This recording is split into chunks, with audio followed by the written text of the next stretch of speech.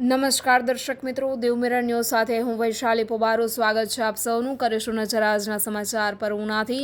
ઉના શહેરમાં બકરી ઈદનો તહેવાર ખૂબ ધામધૂમપૂર્વક ઉજવાયો.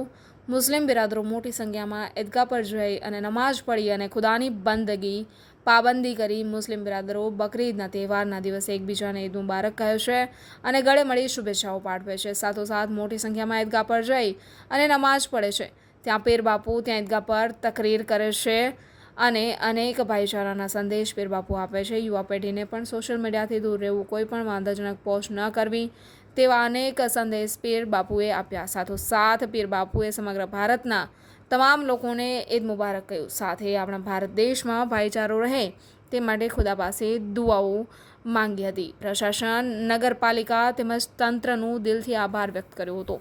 તેમજ ઈદગાહ પર જે મંડપ રાખવામાં આવ્યા હતા તેમાં અનેક દાતાઓએ ભાગ લીધો હતો. Bureau report, Diu mirror news, Una. Eid છે બાપુ, શું કહેશો?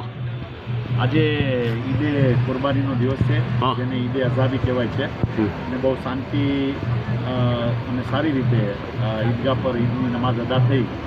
અમારા ઇમામ સાહેબ સૈયદ ઇકબાલ બાપુ કાદરીએ નમાઝ પઢાવી અને આજનો આ દિવસ અલ્લાહની બારગાહમાં પોતાની પસંદીદા ચીજ છે એ અલ્લાહની બારગાહમાં ભાવની સાથે પેશ કરવાનો દિવસ છે. હજરત ઇબ્રાહીમ અલૈહિસ્સલામ એ પોતાના દીકરાની કુરબાની અલ્લાહની બારગાહમાં પેશ કરી, પણ અલ્લાહે તેમની દીકરાની જગ્યા પર આસમાનથી ડુંબો મોકલાવી અને તેની કુરબાની હજરત ઇબ્રાહીમ અલૈહિસ્સલામે આપી. ત્યારથી આ 2000 વર્ષથી ઈદે કુરબાનીનો તહેવાર ચાલ્યો આવે છે ઇસ્લામમાં.